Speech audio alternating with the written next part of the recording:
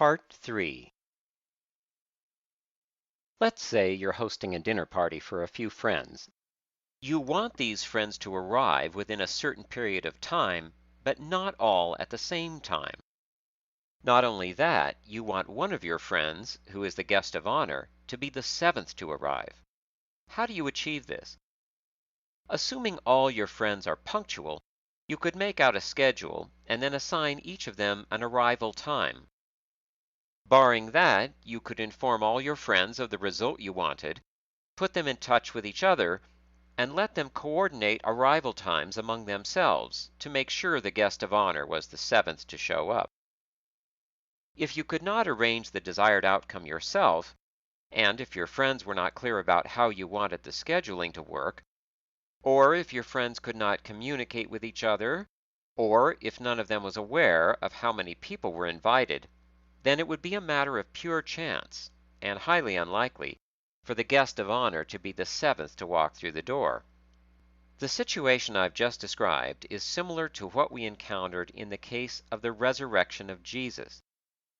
We saw that in the very first book of the Bible, Genesis, the seventh day of creation is set apart as specially blessed by God. Earlier, we learned that the resurrection of Jesus is the central event and crowning miracle of the New Testament, and also, as it turns out, the seventh resurrection in the Bible. This curious circumstance also bears a resemblance to the hypothetical set of novels that I previously described, whose plots seemed to be keyed to the four horsemen of the apocalypse. The ordered arrival of a guest of honor, like a set of mystery novels patterned on a literary theme, is unlikely apart from coordination. The resurrection stories we examined in the last study are contained in 5 different literary sources: the books of 1st and 2nd Kings in the Old Testament, which are actually a single book, and the 4 New Testament Gospels of Matthew, Mark, Luke, and John. 1st and 2nd Kings are separated from the 4 Gospels by several centuries at least. The 4 Gospels were all written in the last half of the 1st century CE, but separated one from another by years, perhaps even decades. Within the Gospels we find evidence of borrowing of some sayings and stories, particularly borrowing of material in Mark by the authors of Matthew and Luke. That's not unusual in the Bible. The books of Chronicles borrow extensively from the books of Samuel and Kings, for example. Borrowing is not the same as coordination, which scholars find no evidence of in the Gospels.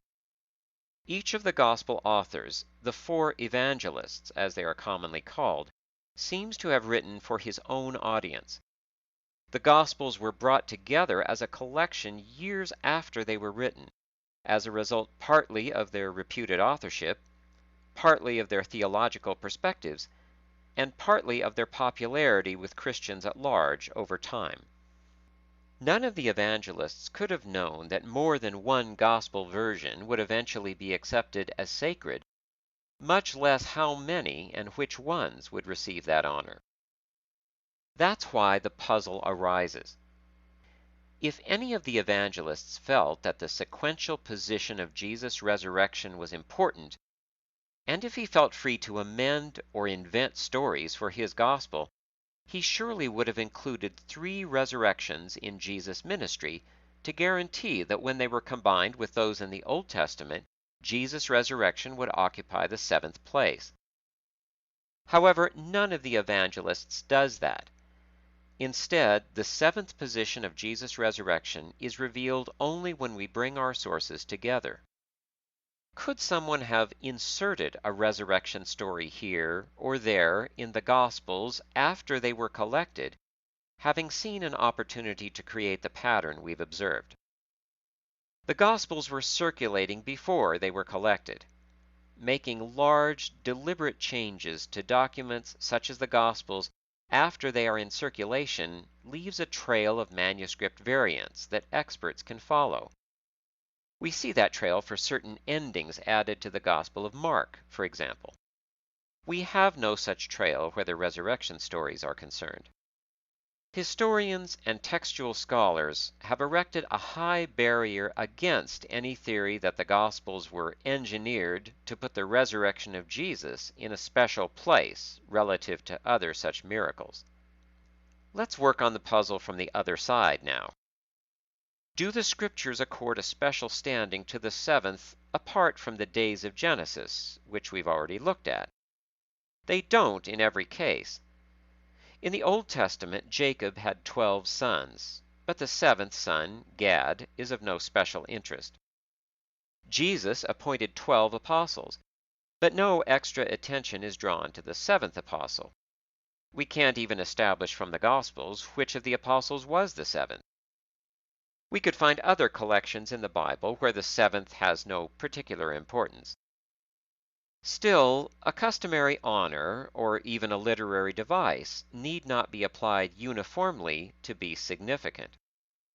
Let's revisit Genesis, because there the status of the seventh is present in more than one respect. We saw that the seventh day receives a special blessing and sanctification. However, even before we reach the last creative day, God pauses at points to see that his work is good. This pause does not occur mechanically once per day. It happens once on day 1, twice on day 3, once each on days 4 and 5, and twice on day 6, 7 times in all. There is a certain pattern of sequence also. Verse 4, the first occurrence, says, God saw that the light was good. The second through the sixth instances, in verses 9, 12, 18, 21, and 25, all read identically concerning individual parts of creation, and God saw that it was good. The seventh and final instance, in verse 31, says, God saw all that he had made, and it was very good. The seventh saying is sweeping and exalted compared with the first 6. The 7 goodness pronouncements and 7 day pronouncements can be organized into tables to show how the seventh from each group stands out in comparison to the rest. In the law of Moses, as set forth in the books of Leviticus and Deuteronomy, not only the 7th day, but the 7th year is set apart. In the 7th year, farmland was to be left fallow, family debts were canceled, and Hebrews who had been taken into bondage for debts were to be released. A trace of the status of the 7th can be heard in the English expression, the 7th heaven, where heaven means a state of joy, and 7th intensifies the thought. Someone who is in the 7th heaven is in a state of utter bliss. Though special recognition is not accorded the 7th person out of every group in the Bible, it is given to at least 2 of them. David, king and founder of the dynasty of Judah, appears to be the 8th son of the man Jesse in 1 Samuel 16:10-11. But in 1 Chronicles 2:13-15, he is specifically called the 7th son of Jesse. However these texts might be reconciled, the author of Chronicles found it appropriate, given David's importance in Israel's history, for him to be designated the 7th son of his father. In turn, Solomon, who is credited with building the first temple of Yahweh in Jerusalem, is the 7th son of David, according to a comparison of 2 Samuel 3:1-5 and 12:24, and 1 Chronicles 3:5. David and Solomon were parties to a covenant with God for kingship over his people. Though far from perfect men, they are leading Old Testament models for the King of Destiny, the Messiah. Even Solomon's regal splendor seems to incorporate the blessed 7th. His throne was approached by means of 6 stairs, each flanked by a pair of lion sculptures, as described in 1 Kings 10:18-20 and 2 Chronicles 9:18. At the top of the stairs there was effectively a 7th stair, consisting of the golden footstool of the throne, and a 7th pair of lions flanking the throne itself. Another example of the exalted seventh is singled out in the New Testament book of Jude.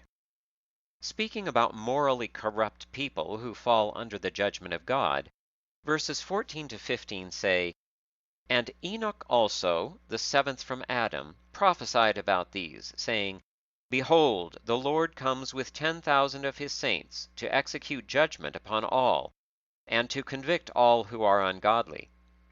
The prophecy of Enoch is not contained in the Old Testament, but the reference to Enoch being the seventh from Adam, that is, the seventh in a line of descent from Adam, takes us back once more to Genesis, to a genealogical list in chapter 5. We saw that in Genesis 1, the formula, "the evening and the morning were the first day, the evening and morning were the second day," and so on, marks each successive day down to the exceptional seventh day, which breaks the rhythm. Genesis 5 gives us another sequence, a list of Adam's male descendants in the line reaching down to Noah and his sons, and it too has a formula. The text tells how long each man lived before the birth of the son in the line being traced, how many years the man lived after that, and finally how many years he lived in total. So, for example, the record about Adam concludes, "And all the days that Adam lived were 930 years, and he died." This formula repeats 5 more times, once each for Seth, Enosh, Kenan, Mahalaleel, and Jared. Then, as with the creative days, the rhythm is broken at the seventh link, Enoch. Genesis 5:24 says, "And all the days of Enoch were 365 years. And Enoch walked with God, and he was not, for God took him." The first 7 obituaries from the genealogy can be listed in a table like the day pronouncements and goodness pronouncements of Genesis 1 and 2. The New Testament teaches that Jesus, the Son of God, is the pioneer of life, the first fruit and firstborn from the dead, the first to rise in glory and put on immortality, to use Paul's phrase from 1 Corinthians 15. Yet the Genesis narrative concerning Enoch indicates some negation of the ordinary course of death, perhaps a translation across time itself. No details are provided, but in what Genesis says about Enoch, the seventh from Adam, we see a preliminary exercise of the divine power over death that ultimately was realized in Jesus Christ, the seventh to rise from the dead. As we did with the days of Genesis 1, we will set aside questions of exactly how the genealogy of Genesis 5, with its shockingly long lifespans, might be reconciled with biology and anthropology. We can be certain that the book of Genesis existed substantially as we know it centuries before Jesus and the writings of the New Testament. It provides a pre-existing context in which the seventh in sequence is associated not only with exaltation, but even with the suggestion of immortality. The reported rising of Jesus from the grave as the seventh and uniquely immortal resurrection does indeed bear comparison with our hypothetical set of novels mysteriously aligned with the horsemen of the apocalypse. And just as in that example, outward circumstances seem insufficient to explain this apparently purposeful arrangement. Before we reach a firm conclusion, let's go back and see if the resurrection stories themselves yield further evidence of some pattern of organization.